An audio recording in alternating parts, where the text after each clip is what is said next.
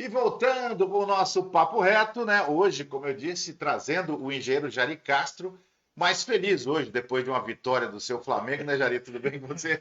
Joel, hoje foi sofrido, né? Como sempre, mas resultado positivo é muito bom, né? É, e contra o líder Palmeiras. Agora são os Eu, dois tenho, líderes, né? eu fui morar em Brasília em E ia te 2015. perguntar isso, por que Flamengo, Jari?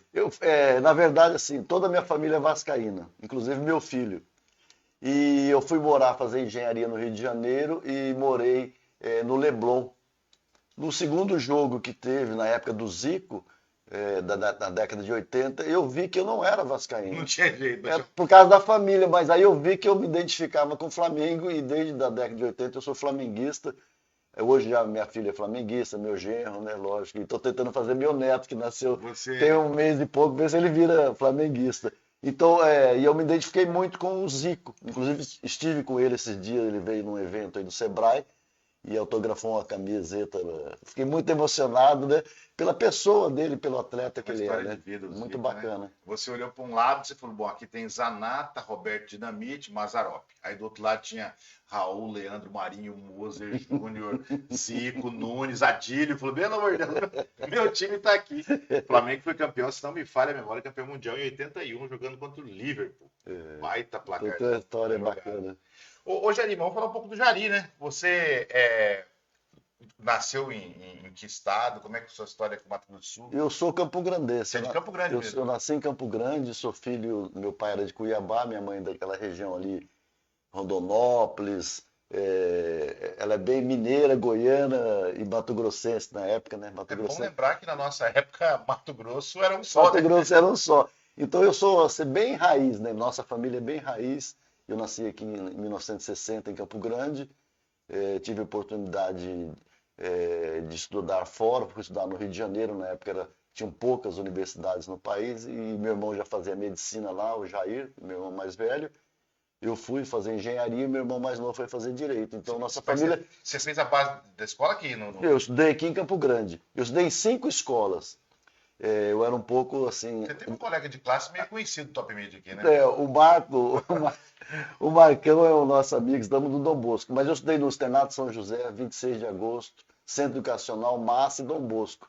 Eu era muito hiperativo. Aí depois fui descobrir que eu sou TDAH, e como muitas pessoas, né? Depois de 63 anos eu descobri essa hiperatividade em mim. Então por isso que eu sou muito assim tenso, gosto de fazer as coisas. E na época as pessoas não entendiam. Iam me Mudava de retirando de escola. escola, meus pais ou os diretores pediam para nós irmos para outras escolas, porque a gente era muito acelerado, muito.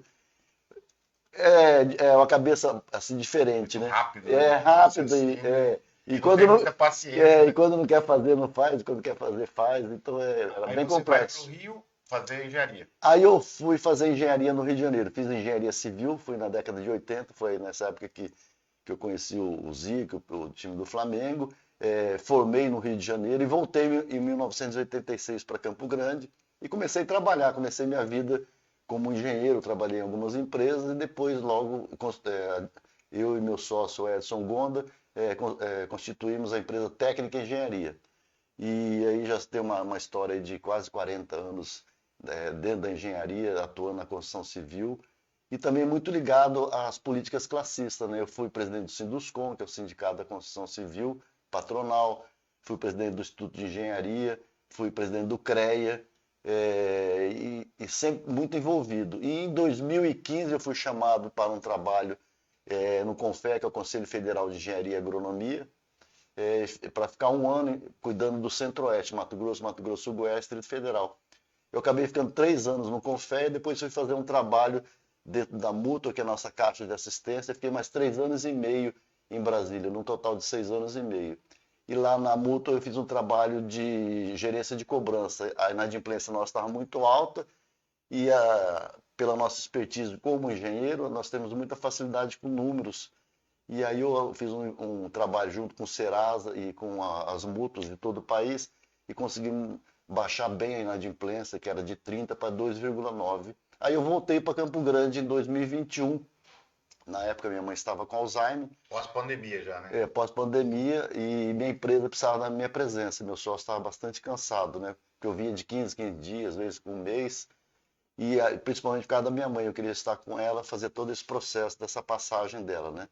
Ela partiu tem 2 anos, mas eu tive a oportunidade de acompanhar todo esse processo de Alzheimer que minha mãe teve e e recebi um chamado na Santa Casa. Eu sempre fui associado à Santa Casa, tem quase 20 anos. Meu pai, desde 1973, era associado à Santa Casa. Deixa eu abrir uma vírgula, até porque você me falou que é imperativo, então eu vou parar de É. enquanto a gente entrar. Deixa eu pegar um pedacinho, que eu acho que é até como quando a gente se conheceu, você tem uma história muito bonita no CREA, né? Como é que foi essa Então, entrar nessa situação com essa galera toda e formar ali grupo e caminhar? Como é que então, do CREA foi quando eu fui para o Sinduscom, em 2006 até 2009, eu me envolvi muito com o CREA. Na época eu estava presidente o Amarildo Miranda Mello, foi a pessoa que me apoiou para que eu fosse para o CREA, e o Amarildo foi para o Sinduscom. Nós fizemos assim uma troca, não de favorecimento, mas de experiências, né, e adquirir conhecimentos. Ele foi adquirir conhecimentos no Sinduscom e eu fui para o CREA. E se ajudaram, né? Nós nos ajudamos. Em 2009 até 2014 eu fiquei como presidente do CREA. E lá nós fizemos muitas ações, você sabe disso, nós participamos de muitos projetos, acessibilidade, né, discussão de plano diretor. O que eu acho que é um destaque legal é que teve uma aproximação com a sociedade muito grande, né? Abriu um pouco o CREA, né? Foi entender a importância, né, do CREA, do engenheiro no dia a dia. Muitas vezes você só fica sabendo em situações que nós tivemos juntos, inclusive na situação lá do Rio Grande do Sul. Sim. Né? Que foi, você me deu uma entrevista pouco depois daquele incêndio que matou as então, crianças. Em 2013, da Boate Kiss, né? Assim, na época meus filhos eram adolescentes, então aquilo foi muito impactante para todos nós, né? E mostrando a importância de um conselho, que é como nós temos o CAL, que é dos arquitetos, tem a OAB, que é a Ordem, e nós temos o CREA e outros conselhos de outras profissões. É muito importante, né? E o CREA já vinha alertando, o CREA Rio Grande do Sul vinha alertando que era necessário tomar providências. Então, acho que mudou, deu uma chamada de atenção, mudou um pouco depois daquilo, porque a gente fala que a aviação é assim, né? Das tragédias na aviação saem os que para evitar as próximas situações. Você acha que isso aconteceu também? Sim, algumas mudanças ocorreram na fiscalização dos bombeiros, a responsabilidade da prefeitura ou das prefeituras, né? Porque quem libera o alvará, quem libera o habite são as prefeituras, então a responsabilidade é muito grande. E tem junto também o bombeiro, o corpo de bombeiros. Então houveram grandes mudanças, como você bem diz, depois de uma tragédia faz a correção de rumo. E o próprio conselho nosso tiveram algumas mudanças positivas. Então eu vejo assim, bastante interessante essa forma de atuação. Então, ao invés de punir, você fazer fiscalizações preventivas. Na época que estivemos na presidência, fizemos muitas fiscalizações preventivas para mitigar os problemas e evitar que ocorresse alguma tragédia. A gente pode entender essa cadeia, né, de comando, vamos dizer assim, né? O CREA, bombeiros, prefeitura. Tudo tem que estar interligado. E você fez uma pergunta na nossa época, e por onde eu passei? Em todos os lugares que eu passei, eu sempre gosto de trabalhar não de nós para nós mesmos, né? Mas fazer o envolvimento. No Sinduscom, nós temos o envolvimento com as universidades, os empresários, a sociedade, e no Instituto de Engenharia, no IEMS também, no CREA também, e hoje na Santa Casa. Você vê que a Santa Casa nós assumimos em 2023. Como é que foi essa chegada? Por que tem um engenheiro da Santa Casa? Não, exatamente. Mas, como eu disse, eu sou associado e quando eu voltei de Brasília em 2021, teve uma eleição para ser conselheiro da Santa Casa. E eu ganhei a eleição por um voto. Então eu já falei, isso aí é uma teocidência, né? Não é uma coincidência, é teocidência, porque é mão de Deus eu ganhar uma eleição de um concorrente tão forte na época e talvez não, acredito que era Deus nos preparando para montar uma chapa que chama Por Amor a Santa Casa, que é encabeçada pela doutora Alir Terra Lima, que transmite um grande abraço para você e para seus ouvintes e telespectadores agora, porque tudo é ao vivo, né? É internauta, para a Né, para o Gabriel, que estão aqui conosco no estúdio, né? Para o Marcão. O seu colega de sala. O Marcão, meu colega. Marcão é comportado, não. Não, o Marcão sempre foi um bom menino.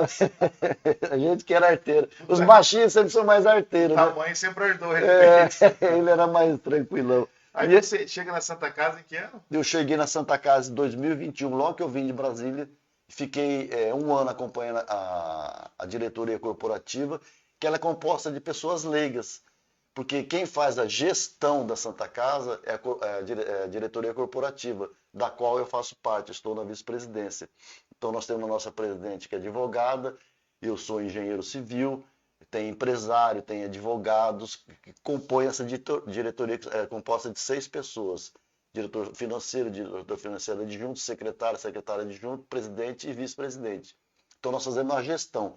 E a diretoria clínica, sim, aí é com os médicos e com as médicas.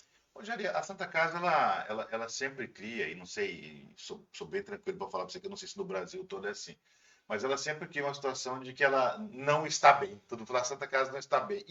Quem conhece, né, os médicos, os equipamentos, todo mundo sabe que a Santa Casa, e o médico, qualquer médico fala, esse é o melhor lugar para você ser atendido numa situação de risco e tudo mais.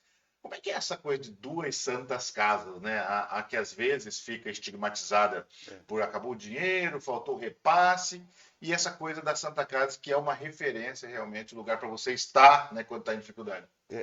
O que você falou é uma grande verdade. Todos os médicos que nós conhecemos e médicas falam, se alguém, supondo, né, se me acharem caído na rua ou um acidente, mesmo se eu tiver com a carteirinha de um plano de saúde, me levem para a Santa Casa. Por quê? Porque nenhum hospital em Mato Grosso do Sul tem neurocirurgião 24 horas, pronto-socorro 24 horas, atendimento de média e alta complexidade 24 horas.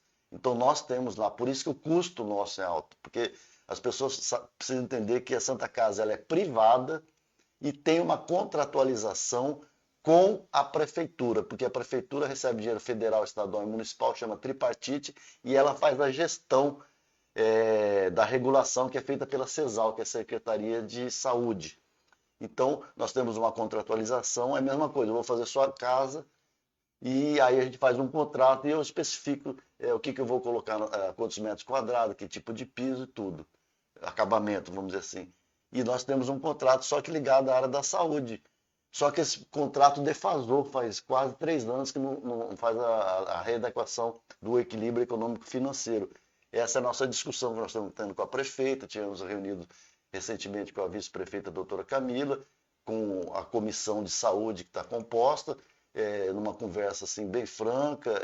Nós sabemos dos problemas da prefeitura, problema do governo estadual, federal, quer dizer, não tem dinheiro sobrando. E nós precisamos fazer as adequações, precisamos fazer esse reequilíbrio econômico financeiro. Então nós estamos buscando soluções.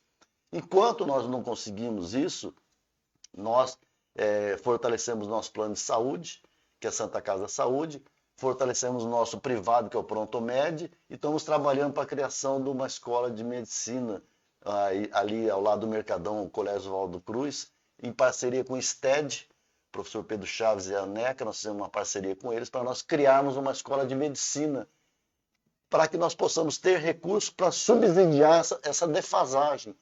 Porque quando falo em Santa Casa, com problemas, são todas as Santa Casas do Brasil, todas as filantrópicas. Nós somos conveniados a um órgão lá de Brasília que congrega todas as filantrópicas do país, que é CMB. E nós temos informações que todos estão com problemas, todos têm a defasagem. Por quê? Porque a inflação na área médica ela é maior que a inflação da nossa vida aqui fora, vamos dizer assim. Os medicamentos são caríssimos, os equipamentos são caríssimos e a demanda aumentando. Demanda, né, nós estamos com problemas. Né? Não, você recebe. Exatamente, também. mas nós estamos vivendo assim uma guerra surda no trânsito. Os acidentados de moto, pessoas ficando amputadas, sequeladas, vindo a óbito, e geralmente jovens, né, que vai deixar um vácuo na economia do nosso país, e nós pagamos as contas. Quando uma pessoa bate uma moto, ou um carro, ou algum acidente, não vou falar em moto porque o percentual é maior de moto, desde que ele tem acidente até ele chegar no centro cirúrgico, mais de 60 profissionais estão envolvidos nesse processo. Então você imagina o custo que nós temos na área da saúde. Então é muito complexo. Então são discussões bastante interessantes e nós estamos buscando soluções, porque meu pai me ensinou que não adianta você ficar gritando na escuridão. Tem que acender um palito de fósforo, pelo menos, para você ter uma luz. E nós estamos buscando as luzes, nós temos parceria com todos os parlamentares, independente de cores partidárias, todos ajudam a Santa Casa, tem uma boa interlocução com o governador, boa interlocução com a prefeita, só que nós estamos buscando soluções, sabemos que como nós temos dificuldades, eles também têm, então é questão de você fazer adequação. Essa é a boa política que nós fazemos. Volto a dizer, capitaneada pela doutora Alir, a gente vem buscando essas interlocuções e buscando soluções, mas as dificuldades são imensas, tanto é que nós fizemos uma reforma no pronto-socorro, eu até convido você, a Néia, o Gabriel e todos que estão nos ouvindo e nos assistindo para conhecer o pronto-socorro lá. Eu não conheço muitos hospitais, mas igual a esse pronto-socorro, essa primeira etapa que nós fizemos, é o melhor do país, um pronto-socorro de primeiro mundo. E nós vamos continuar fazendo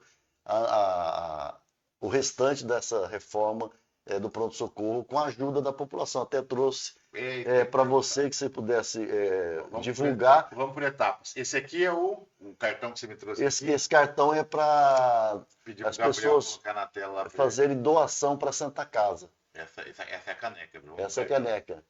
O cartão. Mas o Joel Silva fez o seguinte, ele pegou o cartão e não colocou a parte do QR Code.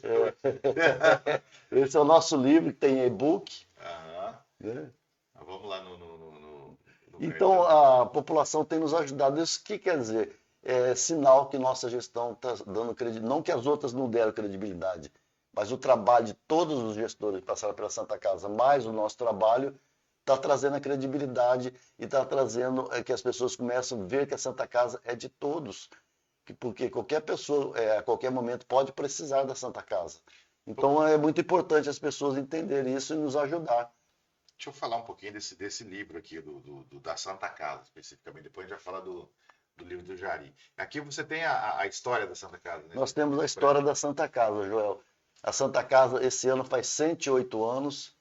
É uma história maravilhosa. Sempre foram pessoas com espírito filantrópico que iniciaram esse trabalho de captação de recursos junto à sociedade, compraram aquela área de 60 mil metros quadrados que está instalado ali na Mato Grosso, com o Eduardo Santos Pereira, 13, Rui Barbosa, naquele quadrilátero. E foram pessoas que vieram ajudando. Isso que eu falo, foram gestores que foram passando pela Santa Casa e deixando o seu legado. E muitas famílias ajudaram a Santa Casa. Aqui, falar em ajudar, tá na tela que o Gabriel colocou pra gente. Esse aqui é o cartão do Juntos pela Vida. O que é o Juntos pela Vida? Juntos pela Vida são as doações que estão sendo feitas para a Santa Casa para que nós possamos reformar 100% o nosso pronto-socorro. Porque ele era um campo de guerra, vamos dizer assim, né? Era bem sem estrutura e muito antigo. Então, hoje você chega lá, você tem toda a tecnologia e nós implementamos isso aí, eu agradeço a diretoria, permitir que tudo que a gente faça dentro da Santa Casa tem que ter a pegada da acessibilidade, que é a minha marca registrada, é meu legado. Então, todos os equipamentos que são comprados na Santa Casa são equipamentos acessíveis com desenho universal. O que é desenho universal? Que atende uma pessoa que está numa cadeira de rodas até uma pessoa com quase 2 metros de altura. Se ela tem 80 quilos, 200 quilos, não tem problema, porque os equipamentos se adaptam às pessoas. Então, nós estamos trabalhando lá com adaptações em banheiros, com corrimão, banheiro acessível, com barras, comunicação em braille, cursos de Libra para médicos e para colaboradores. Então, todo o trabalho que é feito na Santa Casa, a acessibilidade ela vai caminhando junto para que a gente realmente possa atender todos e todas as pessoas que têm algum tipo de deficiência. Aliás, o teu livro Ir e Vir, né, tá na 4ª edição aqui, pelo que eu tô lendo aqui. Por que você teve essa proximidade, né, essa bandeira da acessibilidade? Quando eu nasci, eu tive 2 tias e um tio, esse meu tio ainda está vivo, deficientes. Então eu tive a deficiência dentro da minha casa, desde a minha infância, convivendo com meus tios, e me despertou muito as dificuldades que eu tinha. Eu brincava, vamos dizer assim, de levar minha tia de cadeira de rodas para ela passear. Mas você imagina uma criança empurrando alguém na cadeira de roda da década de 60, que nem asfalto tinha, muito menos calçado, então muito complexo. E aos 9 anos eu recebi uma missão espiritual de um amigo do meu pai, do Dr. William, do Ailib, falando que eu tinha que cuidar de deficientes e idosos. Essa era uma das missões que eu tinha. E aquilo me marcou muito. E tudo que eu fui fazendo na minha vida foi me levando para isso, inclusive a escolha do curso de engenharia civil, que eu achava que a engenharia civil que cuidava da acessibilidade, assim como a arquitetura. Depois eu descobri que todas as profissões, inclusive a tua, da imprensa, tem trabalhos de acessibilidade. Aí eu fiz um livro desmistificando o que eu achava. Esse livro mostra que todas as profissões têm feito trabalhos para acessibilidade. Tanto é que o Dr. Ferrão, que foi uma das pessoas que me indicou, o Dr. Ferrão, que é sogro do meu filho, falou, por que você não faz um livro? Eu falei, então o que você faz na área tua de odontologia? O que vocês fazem? Aí ele falou, então eu vou te explicar. Eu faço isso, isso, isso. Aí eu falei, então tá, então vamos fazer um capítulo da parte de odontologia e ver o que vocês fazem. Aí fui para a médica, fui para a área política, eu tenho uma grande amizade com a senadora Mara Gabrilli, a conheço desde que ela era vereadora em São Paulo. Fizemos um capítulo da parte de legislação. O desembargador Nery do TRT, que Deus o tenha, fez um trabalho, um capítulo mostrando o que as leis trabalhistas favoreciam e protegiam as pessoas com deficiência. Fiz um capítulo com o Beto Pereira, do Compre, do Forte Atacadista, vendo o que um empresário faz para fazer a inclusão e o acolhimento das pessoas com deficiência, idosos, e a gente vê isso nas empresas dele. E fui viajando, o Las Grael eu conheci pessoalmente, falou sobre Paralimpíada, e eu lancei esse livro em 2013, e a Paralimpíada não estava tão em evidência como começou, daí para frente, começou a se destacar, e hoje o Brasil é medalha de ouro em quase todas as modalidades dos paratletas. Então foi assim um livro que desmistificou, e eu consegui, por ser engenheiro, falar de um assunto que geralmente é ligado à área das humanas, né? E também por um engenheiro que escreve. Então isso me deu um destaque. Eu fui convidado a ir a Nova York, na ONU, falar sobre o livro, sobre o tema da acessibilidade, num congresso que tinha mais de 160 países, e nós estávamos lá junto com essas pessoas, aprendendo e mostrando, junto com a nossa delegação do Brasil, o que nós fazemos. O Brasil tem as melhores legislações do mundo, só que não implementa. Então, leis nós temos. Leis nós temos, são muito boas. Então, a jabuticaba nossa é essa. Tem lei que pega e lei que não pega. Em outros países, todas as leis têm que pegar, né? Então, o trabalho é constante, diário, e nós implementamos dentro da área da saúde, e eu estou bolando um próximo livro que vai ser As Engenharias na Saúde. Eu te perguntei por que surgiu, né, essa missão sua, porque a maioria das coisas a gente só sabe dar valor quando sente na pele, né? Muitas vezes você está ali procurando aquela vaga para estacionar, e a vaga da descidinha ali, que pode ser da cadeira, se eu deixar um pedacinho do carro, acho que a pessoa passa, você não tem que achar nada. Você não tem que achar, você tem que não estacionar ali. Exatamente. Ali não é o lugar de parar. Nem eu sou muito defensor daquela coisa do só um minutinho. Você fica bravo de ficar um minuto esperando na fila do caixa, e o cara que está na cadeira de rodas esperando para a vaga dele, ou dirigindo, esperando a vaga, que um cara, como a gente para ali e acha que tá tudo certo. Não tá tudo certo. Não é um minutinho. Não é. Essa vaga eu não estou nem por um minuto. Nós temos um trabalho junto, uma época, não sei se você lembra. Lembro. Nós fazemos blitz educativa pela cidade, não só em Campo Grande, mas no estado, de parar as pessoas no trânsito, dar uma filipeta, um papelzinho explicando, né, a importância do respeito da vaga do deficiente e do idoso. Então, outra coisa que a gente observa, geralmente banheiros acessíveis as pessoas estão utilizando, porque diz que é muito espaçoso, tranquilo, mas você imagina uma pessoa com deficiência precisando ir ao banheiro, chega lá, ou tem alguém, ou está cheio de vassoura e balde, que geralmente utilizam um depósito. Né? E não é para isso. Então, o trabalho nosso é diário e constante, e por onde eu caminho, eu sempre estou fazendo essa divulgação. E esse livro... Está na quarta? Já a quarta edição. Ele foi lançado em 2013. Em 2023, quando eu já estava vice-presidente da Santa Casa, eu fiz uma repaginação dele. 2013, você lançou comigo isso aqui. Lá na Assembleia Legislativa. 2013, nós estávamos juntos lá. Fizemos no CDB a fala dele. No CDB também. E aí esse livro viajou pelo Brasil e pelo mundo. Eu tive a oportunidade de ir para a Europa, Estados Unidos e outros países. Em 2023 eu relancei ele repaginado. Em 2024 fiz a quarta edição, com o QR Code para pessoas com deficiência visual. Então, dá um clique no QR Code e você tem um livro que fala. E agora eu lancei ele em e-book, então ele já é de domínio público. Não, ele Na é, verdade, agora oficialmente, né? Porque ele teve um e-book ainda não oficial, né? teve um e-book não oficial, agora é oficial, com minha autorização, está liberado. Inclusive eu coloquei nesse grupo Joel Silva, né? É, o nosso O grupo de grupo WhatsApp de tá. WhatsApp está bombando aí, já começou a plena, né? Me colocou no momento, a hora que eu vi já tinha um monte de coisas boas, de informações, e eu, inclusive, passei o e-book nesse WhatsApp e também está nas redes sociais e divulgando. Eu fui a Três Lagoas dar palestra, falar sobre o livro. É, tenho sido convidado, vou no Instituto Federal essa semana, na Universidade Federal. A gente tem, sempre está falando do assunto para que a gente possa conquistar corações e mentes, principalmente dos jovens, para que eles entendam que a deficiência não está na pessoa, está no mundo que a cerca. E nós, das engenharias, aí eu puxo a brasa para a minha sardinha, temos essa responsabilidade de fazer as adequações. Quando eu falei que só a engenharia civil, na minha cabeça, no início, que fazia o trabalho de acessibilidade, não, todas as engenharias fazem. Porque hoje você vê a parte de inclusão digital, e a Santa Casa está praticamente 100%, todos os nossos sites têm inclusão digital, principalmente depois da pandemia, pós-pandemia, todo mundo teve que fazer as adequações.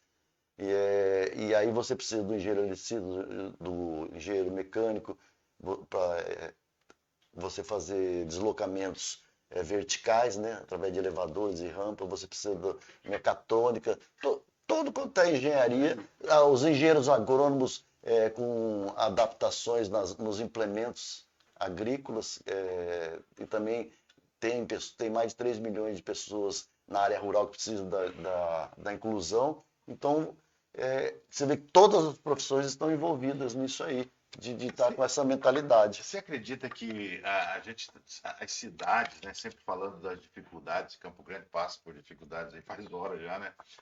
Você acredita que já dá para começar a pensar? Deveria, né? Mas a executar essa questão de mobilidade urbana, de preocupação maior com a situação? Sim. Como é que nós estamos? Não, essa pergunta é muito pertinente, porque as pessoas falam, você acha que melhorou desde que você assim, atua 100% nesse assunto? Sim, melhorou muito. Eu sou que nem o Ariano Suassuna, eu sou um otimista realista, né? Uma pessoa que não, pensa que realmente, através do trabalho você vai conquistar as coisas. Então, é um realista esperançoso, desculpe. O Ariano Suassuna fala assim, que o otimista é um bobo e o pessimista é um chato. E a pessoa que tem essa vibe, né, de fazer e buscar com que as coisas aconteçam, mais na nossa realidade, mais nosso pé no chão, mais no dia a dia. E eu vejo uma mudança muito grande. Tanto é que todo documento que um engenheiro ou uma engenheira faz, que chama ART, Anotação de Responsabilidade Técnica, tem um item lá que ele se responsabiliza que a execução, o projeto ou a reforma que ele vai fazer tenha as leis da acessibilidade incluída, que é na NBR 9050, que é a norma que rege isso aí. Nos arquitetos também tem a mesma coisa. Então, você vê que muita coisa aconteceu. Nenhum projeto é aprovado, nenhum recurso federal vem para o estado ou município que não esteja contemplado a acessibilidade. Inclusive, eu estive dando uma palestra no Unimasul lá a convite da Maria do Carmo, doutora Maria do Carmo, minha colega engenheira da GEAB. As casas que estão voltando Minha Casa Minha Vida, todos com a pegada da inclusão. 10% das casas tem que ser adaptado para as pessoas com deficiência. Aí esse mundo da deficiência não é só quem usa cadeira de rodas, é o idoso, é o obeso, é a pessoa que tem nanismo, deficiente visual. Então, 14% da população tem algum tipo de deficiência. E essas pessoas têm família. Então, você multiplica 14% por 5, você tem quase 100% da população que precisa do mundo acessível. E esse trabalho é feito muito forte. Tem várias entidades, associações parlamentares que lutam diariamente e vocês da imprensa também nos ajudando. Jari, a gente falou do teu livro, falou da Santa Casa, falamos de acessibilidade, mas queria voltar para a gente finalizar um pouquinho, né, falar da Santa Casa. Como é que está a instituição hoje? Né? A gente sempre ouve falar da Santa Casa em duas situações. Quando a gente precisa, né? Você vai para a Santa Casa. A outra é quando tem alguma crise, geralmente financeira, Sim. e devida sempre, e precisa ficar claro, essa falta de repasse. Né? Não dá para você criticar muitas vezes o gestor se ele fica sem dinheiro. Aí como é que Exatamente. faz? Então, essa dificuldade ela é constante e é de todas as filantrópicas do país. A conta não fecha, porque a tabela SUS ela é defasada, ela não é reajustada desde 2018. Então você imagina, nós estamos em 2025, a inflação altíssima, principalmente a inflação na área médica é muito alta, os equipamentos, os medicamentos, né? Você tem as convenções salariais todo ano, e com a demanda aumentando, você precisa aumentar o número de enfermeiros, técnicos de enfermagem, médicos, tudo normatizado através do sindicato ou dos conselhos dos enfermeiros e dos médicos, o CRM e o conselho dos enfermeiros. E nós temos que seguir isso aí. E também temos fiscalizações, o Ministério Público sempre está acompanhando passo a passo o que nós estamos fazendo e a própria população observando. Então, é uma conta difícil de fechar. Até um dia o Dr. Maurício Simões, que é o secretário de saúde do governo, eu falei para ele: Dr. Maurício, a minha cabeça assim, de engenheiro é cabeça cartesiana. E a área de vocês, né? Eu tenho filho médico, eu tenho nora médica, irmão médico, sobrinho médico, eu tenho médico na família. Eu vejo que o mundo de vocês é diferente, porque, vamos supor, quando eu sou contratado para fazer uma casa, eu tenho o preço da fundação até a chave na mão, e fica mais ou menos por ali. Se der alguma variação, é devido à inflação. A área da saúde não, porque se o Joel precisar de um procedimento e o Jari outro, o teu organismo pode responder de um jeito e o meu de outro. Você pode utilizar mais medicamentos ou menos, e eu mais ou menos. Então, é uma conta bem complexa de fechar. Ele deu risada e falou: não, realmente você está certo, é preciso fazer gestão, mas as variáveis são muito grandes. Então, nós vivemos, principalmente nesse momento, uma dificuldade financeira muito grande, mas, volto a dizer, nós estamos buscando achar soluções em todos os sentidos, pedindo à população para ajudar, buscando os parlamentares, tendo uma interlocução com o prefeito, tendo uma interlocução com o governador, indo a Brasília conversar. Tivemos com o ministro, o doutor Padilha, nos recebeu numa reunião, foi capitaneada até pela senadora Soraya Tronic, que estava coordenando a bancada federal com vários parlamentares, inclusive com a Caixa Econômica junto. Ficamos 2 horas numa discussão. Você imagina o ministro nos receber, ficar 2 horas para você ver o grau de dificuldade e a compreensão que ele tem de ver como funcionou a filantrópica, né? Então, é isso aí, buscar soluções. Vir até através da imprensa. Eu estou dando uma entrevista aqui para você, a presidente está em outra emissora dando entrevista, orientando a população e mostrando que a Santa Casa ela é privada e presta serviço para o SUS através de um contrato. E nós estamos buscando uma solução desse contrato para que nós possamos buscar o reequilíbrio econômico e financeiro, que é você pegar os valores que você tem de 2 anos e meio, 3 anos, e trazer para a atualização dos preços, né? Para que a gente possa realmente prestar um bom serviço e salvar vidas, que é a nossa principal função dentro da Santa Casa: salvar vidas e dar um bom atendimento, um bom acolhimento para as pessoas que estão doentes, para os amigos e familiares. Engenheiro Jari Castro, obrigado pela sua participação, vice-presidente da Santa Casa, falando um pouco já falamos de coisa, Santa Casa, falando de acessibilidade, falando dos livros. Obrigado pela sua participação conosco nesse Papo Reto. Obrigado, eu agradeço, desejo sucesso a essa nova casa que você está aqui, com certeza muito sucesso e muitas realizações vocês farão junto com a NEA, dando uma assessoria muito boa, né? E estamos à disposição. O que precisar, qualquer informação, conte conosco. É isso, gente. Mais um Papo Reto aqui no Top Media News. Próximo programa, outra entrevista, outros assuntos, muito bate-papo, porque o papo aqui é reto.